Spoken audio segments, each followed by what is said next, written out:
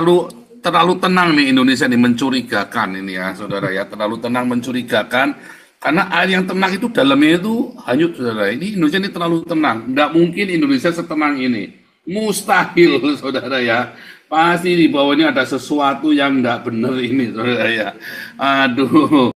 Ketenangan yang membuat Indonesia jadi tenang. Tapi kan jangan disangka air tenang tidak berbuaya katanya. Buayanya buaya darat semua lagi. Tapi itu nanti setelah pelantikan, nah baru kita bisa lihat situasi yang sebenarnya seperti apa. Tapi kalau sekarang semua Gibran ini bagaimana, kita juga tidak tahu kelangsungan hidupnya dengan isu-isu yang tidak sedap di luaran.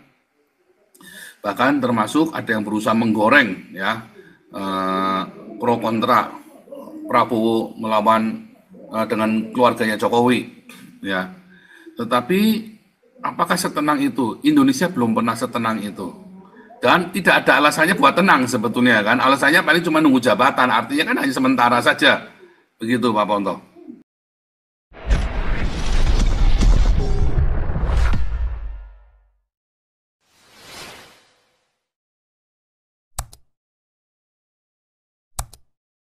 Dimanapun Anda berada, malam ini kita ada tamu yang luar biasa, seperti biasa selalu heboh ya, dengan Pak Soleman Ponto, mantan Kabais. Kita akan update informasi intelijen Indonesia ya, karena ini terlalu tenang nih Indonesia nih, mencurigakan ini ya saudara ya, terlalu tenang mencurigakan, karena air yang tenang itu dalamnya itu hanyut saudara. Ini Indonesia ini terlalu tenang, nggak mungkin Indonesia setenang ini, mustahil saudara ya.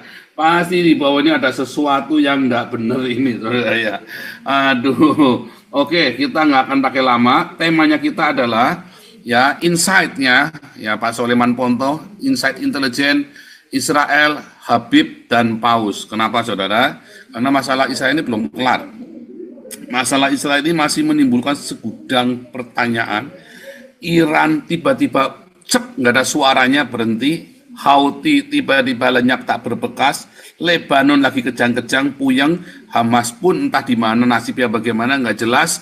Demo-demo di Amerika, di Inggris, di Eropa berakhir dengan deportasi imigran Islam gede-gedean. Serius ya saudara ya, kemarin ya kalau Anda lihat nanti ya di Jerman, saya tampilkan punyanya Geert Wilder ya. Ini di Jerman ini lagi deportasi gede-gedean, dan setiap perbatasan ya, ditutup, semua diperiksa semua. Jadi imigran-imigran yang ilegal ya kelar sudah, nggak bisa ngapa-ngapain. Nah, saya share sebentar ya. Ini contoh nih ya. Artinya Eropa sudah berbenah ya. Wah, kalau Anda baca tentang deportasi itu udah masalah saudara ya. Lihat ini ya. Good idea ya, ya. Deutschland will grant controls by alle Landsgrenzen instellen ya. Jerman ya akan melakukan kontrol perbatasan. Jadi setiap lewat perbatasan akan dicek by alle Landsgrenzen instellen. Semuanya ya, semua perbatasan dengan Polandia, yang dengan Austria, yang dengan Swiss, dengan Belanda, yang dengan Prancis, semua dikontrol, saudara. Artinya apa? Oh, ini ngeri ya, ini belum pernah yang begini nih ya. Kita kalau naik Flixbus, ya, kalau Anda ilegal naik Flixbus, lolos. Sekarang mau kereta, mau bis, mau mobil, ngantri dulu, saudara, periksa dulu. Ngeri loh, saudara. Ini ketangkep langsung deportasi. Ya. Jadi buntutnya demo-demo, masa senjata makan tuan bagi orang-orang Islam ini ya, demo-demo Palestina, di Eropa, di UK juga sama, udah mulai deportasi. Di Amerika, waduh, udah lebih dan lagi saudara ya. Tapi paling gila ini Jerman ya, paling bereaksi keras. Beberapa masjid ditutup malah ya, yang terkait dengan Iran ya, ditutup, ngeri ya. Nah itu contohnya ya. Tapi kita nggak akan pakai lama ya. Biar nih Pak Ponto yang bicara, langsung saja dimohon Anda semua jangan kejang-kejang, silakan menikmati ulasan dari beliau ini. Silakan Pak Ponto, hajar. aku sampai bingung. Mau ngapain cerita? Cerita udah banyak. Terlalu tenang Pak Ponto, nggak mungkin, ini mustahil ini Pak Ponto. Jadi di Indonesia sekarang kan semua tenang karena semua menunggu pemerintahan baru. Semua sedang menunggu barangkali nasibnya baik dipilih menjadi pejabat di pemerintahan baru kan. Jadi semua menjadi anak baik, duduk manis, diam-diam, sambil menunggu nasibnya tiba. Itulah sebabnya tenang-tenang di Indonesia sekarang. Yang dulu berjuang sudah mulai menghitung saya ada di mana, yang kalah sudah berbaik-baik hati supaya bisa dipakai lagi. Itulah yang mengakibatkan kita tenang sekarang ini.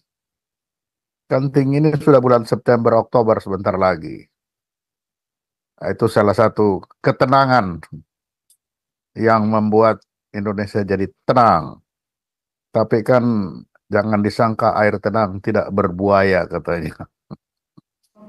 Buayanya buaya darat semua lagi. Tapi itu nanti setelah pelantikan, nah baru kita bisa lihat situasi yang sebenarnya seperti apa. Tapi kalau sekarang semua mencoba untuk tenang, supaya bisa berpikir, supaya semua bisa melihat hasil selama ini apa yang akan terjadi. Jadi itulah yang membuat situasi tenang.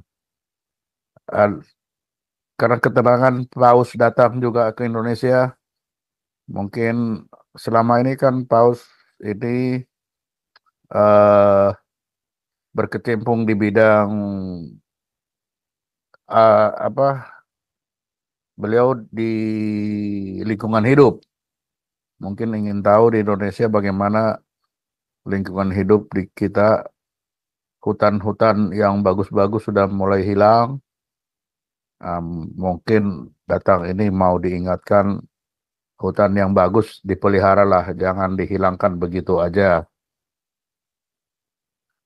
Nah itu, tapi kedatangannya beliau juga ada yang senang, ada yang tidak senang. Ya biasalah itu. Setiap berperbuatan yang baik ada aja orang-orang yang tidak senang, tapi banyak juga yang menyenanginya. Akhirnya kita tiba kepada satu kesimpulan, semua itu tergantung dari pikiran kita. Kalau kita pikiran baik, yang dilihat itu akan baik. Tapi kalau pikiran kita sudah miring, ya yang dilihat juga miring semua. Jadi sekarang kesempatan kita juga melihat orang, apakah orang ini berpikirannya lurus atau tidak. Akhirnya itu Bapak, situasi sekarang yang membuat situasi tenang. Nanti barangkali kalau ada yang melihat tidak tenang bisa ditanya, bisa nanti aku bisa jawab kelihatannya. Ya, jadi Hmm. isu isu tentang Israel ini kan di Indonesia tiba-tiba udah lenyap aja nih. Tenang, Tenang aja nih ya kan. Sementara sudah bocor kemana-mana, salah satu donaturnya Prabowo adalah Israel. Nah, nah dulu pernah kita bahas ya, berita-beritanya juga udah saya tampilkan juga di sini ya.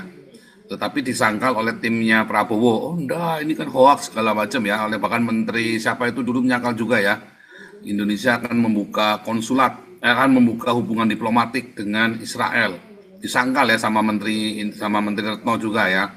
Tapi itu beritanya udah santer tuh. Dan itu harian resmi loh. Punyanya punya Israel ya. Harian resmi itu punya Israel. Dan itu kejadian ini di masa-masa menjelang pemilu. Satu, keduanya masalah habaib dengan Ustadz pertikaian ini kan.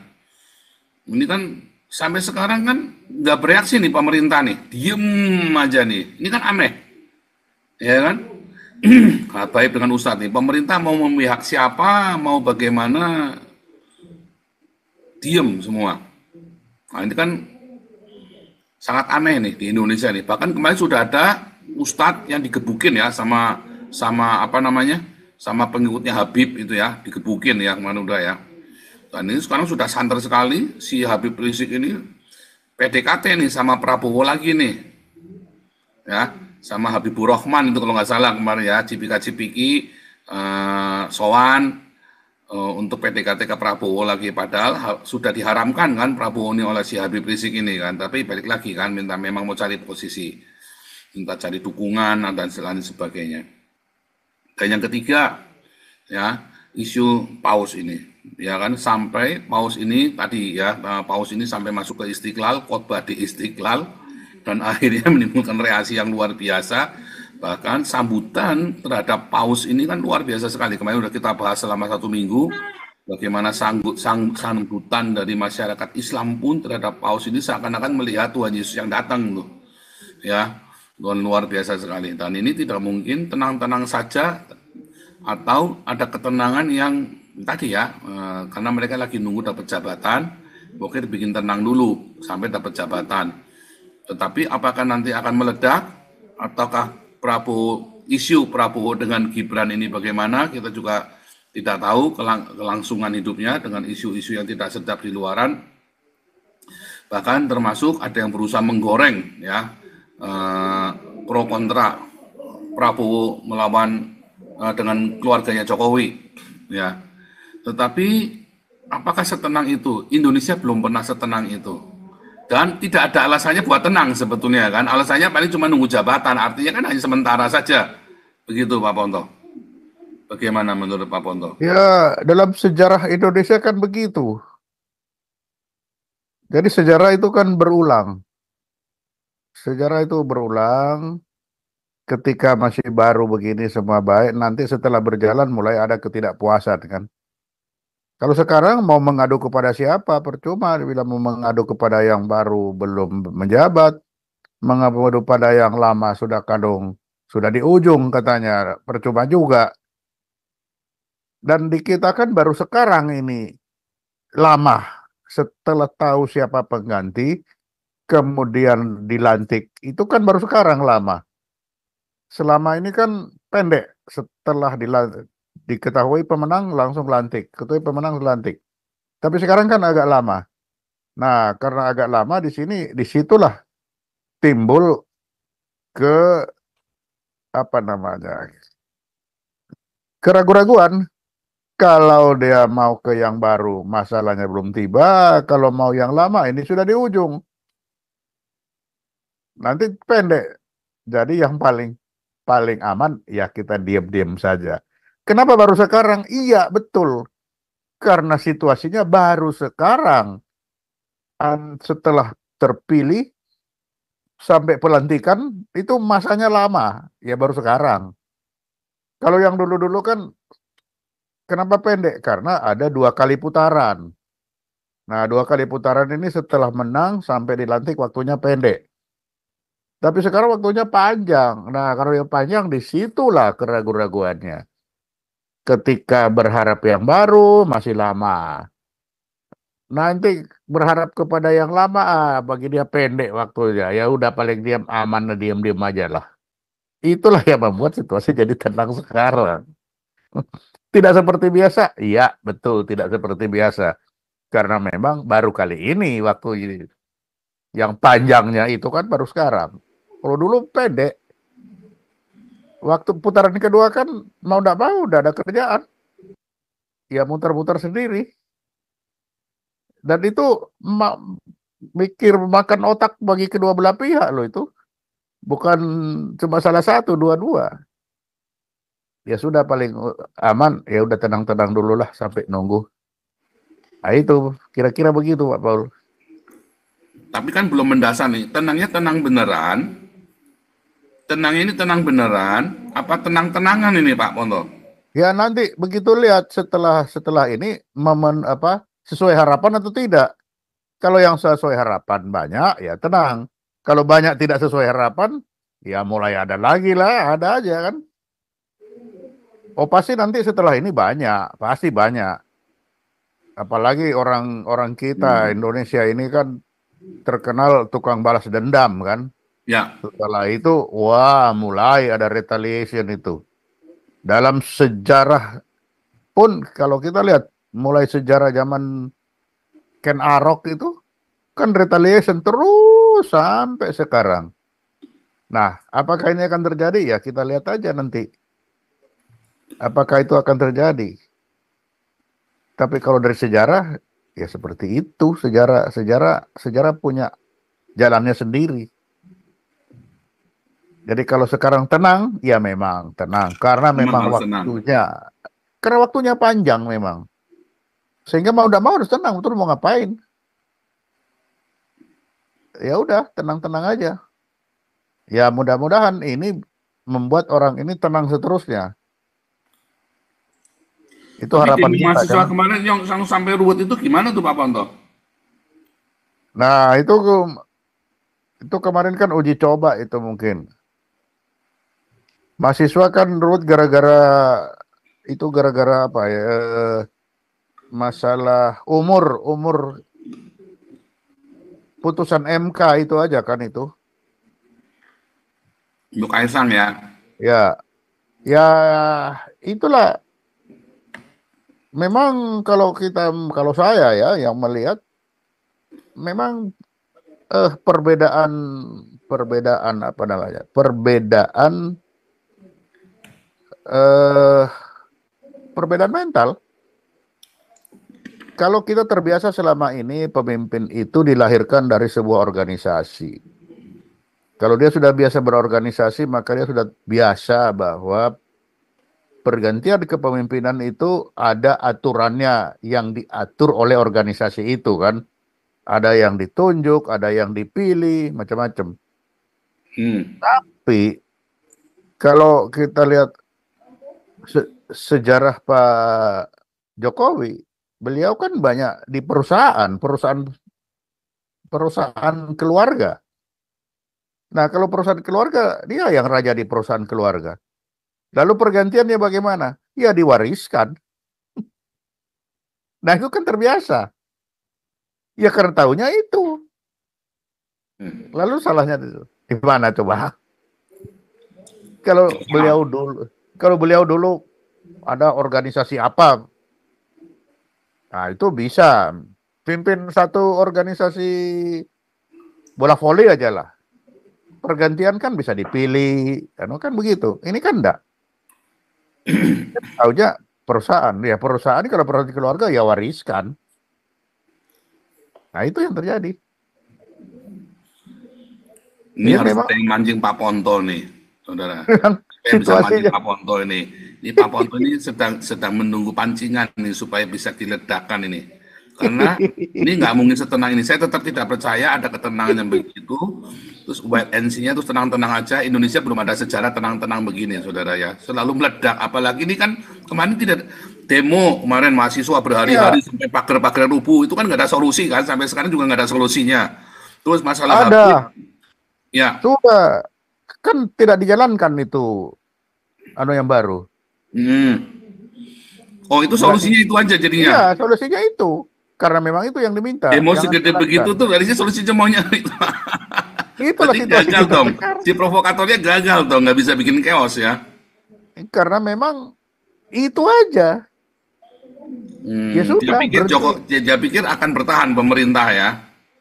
berhenti. Nah, dipikir akan bertahan. Kayak kasusnya Gibran kan, bertahan kan Ya, pemerintah kan. kalau Korbannya kan bertahan, di itu pantai itu Jokowi. lain cerita. Tapi Hmm. karena ini langsung mengalah, ya sudah selesai. Mau apa Gak. lagi? Hmm. Kehabisan ini kan Kehabisan ide buat buat nggak ruwet ada ya. lagi. Iya, Ini perkiraannya akan bertahan. Nah, kalau bertahan itu panjang urusannya itu pasti. jadi di luar spekulasinya para provokator ini ya. Nah, Tapi ini Pak ternyata Andi, Pak Andi, dia Pak berhenti. Titi boleh boleh ini dulu, boleh masuk dulu, kasih panas dulu nih. Silakan, Pak Andi. Ponto,